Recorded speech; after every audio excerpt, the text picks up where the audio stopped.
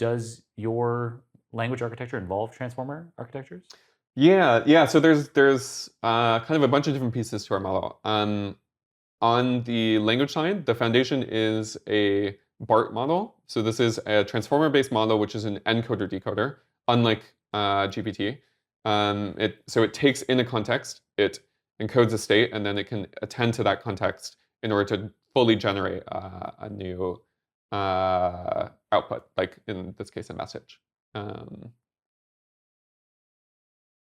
And kind of so there's a few different pieces to how we actually use this. So we have that language model, but that model needs to know what to talk about, right? So the naive thing that I kind of mentioned before is just feed in the conversation history and the game board state, try and fine tune the model to produce the messages that a human would have produced in that setting.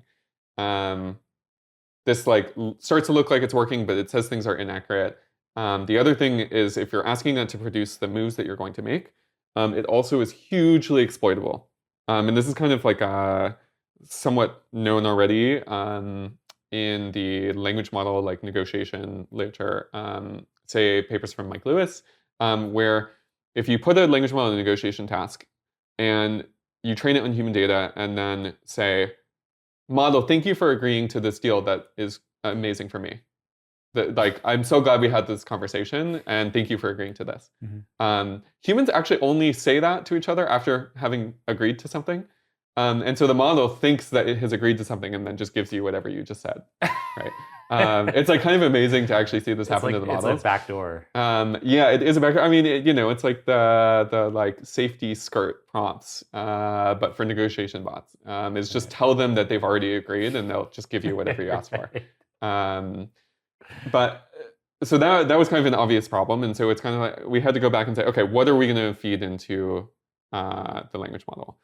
And so this is where actually the no-press models come in. So we can use those models that are like this to generate plans for the model, and then if they can condition on those plans, then it can now talk about that in order to have a more guided conversation. So the no-press model weights were useful in your press model. Sort of.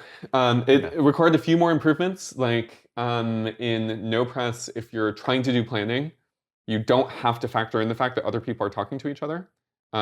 Like other people's moves are relatively they are like uncorrelated because they can't plan them. And so you have to adjust your planning procedure to handle like correlated behavior. And a few other nuances like this that like we had to adapt it quite a bit for the language setting. But then you can output plans and say like, look, this is what I want to do. Now let's talk about this. And in fact, we actually would create per player plans. So if you're France and you want to talk to England, the model will actually output a plan that is, here's what I want to do. Here's a move that England is somewhat likely to do. And this is what you should talk to them about. Like it's actually plans both for you and for your conversation partner. And so it makes the conversations much richer because not only does it have these actually like strategically sound plans to work with, that don't have to be stuck in the language model, but also all this information about like how things are working, what like valid moves are and stuff like this doesn't have to be as carefully encoded into the language model. Because if it is told these are the moves you should talk about, then it doesn't talk about illegal moves because it is looking at the moves it should be talking about. And this grounding helps a lot, and it even helps the model to better model the language. Like if you look at the like perplexity, right, our measure of how well a language model has learned a piece of data, providing the model with plans to condition on actually lowers the perplexity by quite a bit. It's easier for the language model to learn the language when it's not also trying to learn the rules. Right. So I kind of skipped to the output of the model, which is you give it plans it can condition on them to produce language. But you actually have to teach the language model to do that too, right? So that means we have to stick plans into the training data. And this is actually also hard, right? Like the data you start with is, here is the conversations that people had, and here is the move that they made. But like, the move that they made is not necessarily what their plan was when they sent that message. And so we have to kind of do this like inference of what was the person likely to do like what were they trying to do in this moment? Wow. And kind of say like, what moves increased in likelihood after this move is like a way that we kind of frame it. And Whoa. by inserting that into the training set, then you can condition the language model on those plans. And then at test time, when you're playing a game, That's you can actually wild. feed the plans in. So it's like kind of a complicated Yeah. modular architecture here with like all these different steps. But by doing this, then you actually get this like very powerful language model. And yeah. Yeah, the science paper, which we'll include a link to in the show notes, the science paper that reveals CICERO and describes this top decile performance in press diplomacy, it talks about different submodules coming together in order to form the overall CICERO architecture. You've obviously alluded to some of them here. Are you able to kind of give us an overall sense? We can't have the podcast episode go on for hours and hours and hours. Yeah. People can refer to the science paper to get all the details, but just at a high level, what are kind of the key submodules and how they interact? Yeah, and so I kind of already hit those at the high level, right? Which is like you have a language model that needs to be trained to condition on plans, which you had to get a separate model to do to infer those.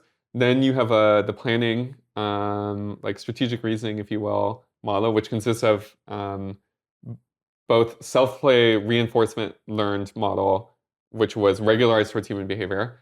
Then there's a planning apparatus on top of that, also regularized towards human behavior.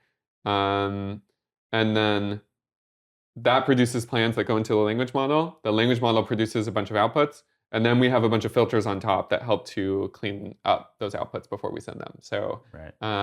Maybe that is doing like one final check for like saying things that don't make sense or like are illegal or are like offensive. We tried to filter out things like that. That's the gist of the architecture. That's nice that at some point you were like, you know what? We need to make sure that we're filtering out offensive things. That your diplomacy, does that happen? Is that a way that we could tell that we're playing against your agent? Because humans might just be like, all right, F off. But yours wouldn't. I mean, we did the best we could. It's definitely not always perfect. And some of it is even just like irrelevance. Like there was this one funny example where the model either somebody sent it messages too quickly for it to respond, or they just like the model had filtered out all of the messages it was going to reply with the first time. And then somebody sent this message like, where are you? Like I need to hear from you. And the model replied like, oh, sorry, I was on a call with my girlfriend. Like, and it's like, okay, that's clearly not true, right? Like, and that's wild. And doesn't make any sense. So we did try to filter out things that like were not actually like in context correct. And even like real players would talk about things like Discord channels and stuff that like we don't want to refer to this kind of meta stuff either. So the bot needs to talk about Discord channels in order for it to seem realistic. If it talks about a girlfriend, you know it's lying. Right.